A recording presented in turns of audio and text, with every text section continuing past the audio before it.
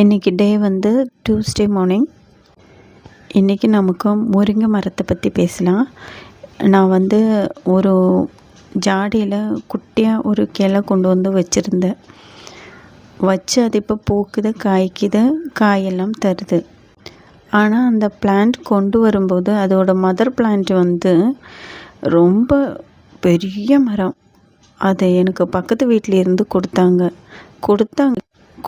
கிடையாது, அவங்க வெட்டி போட்டுருந்தாங்க. அதிலேருந்து ஒரு சின்ன கிளையாக எடுத்துகிட்டு வந்து நான் வந்து மொட்டை மாடியில் ஒரு ஜாடியில் வச்சேன். அது வருமா இல்லையா, துளுக்குமா, அதெல்லாம் எனக்கு தெரியல. சரி வச்சு பார்ப்போமே, நாம் தான் நிறைய செடியை வச்சுருக்கோம், ஏதோ ஒன்று மரமாக வச்சு பார்ப்போமேன்னு சொல்லி சின்ன ஜாடியாக வச்சேன். அதுக்கு தண்ணியும் ஃபெர்டிலைசரும் எல்லாம் ஊற்றினேன். லாஸ்ட்டு அது நல்லா துளுத்து 2-3 பிரான்ச்சு வந்துடுச்சு.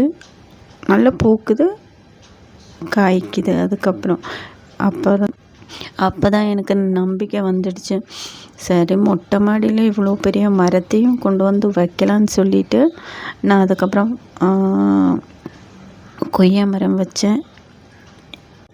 முருங்கை மரம் வந்ததுக்கப்புறம் தான் சரி அது வருதே, அப்போ கொய்யா மரமும் வரும்னு சொல்லி கொய்யா மரமும் வச்சேன் ஒரு ஜாடியில்.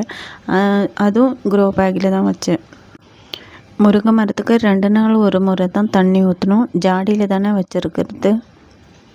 அதனால் வந்து அதுக்கு தேவைப்பட்ட தண்ணி மட்டும் ஊற்றணும். காய்கறியோட தண்ணி ஊற்றிடுவேன். கிச்சன் வேஸ்ட்டோட தண்ணி இல்லையா, அது ஊற்றிடுவேன். சீசன் டைமில் எனக்கு ஒரு 3-4 முருங்கைக்காய் கிடைக்கும், நல்லா பெருசாகவே இருக்கும். சீசன் இல்லாத டைமு 1-2 அப்படி கிடைக்கும். 1 தான் கிடைக்கும், 2 வாரத்துக்கு 1 அப்படி சீசன் இல்லாத டைம் கிடைக்கும். மீனோட தலையெல்லாம் வந்து வாஷ் பண்ணிவிட்டு வேஸ்ட் இல்லையா, அது வந்து குவிச்சு அதுக்குள்ளே போட்டுருவேன். காய்கறி தண்ணி, அவ்வளோதான்.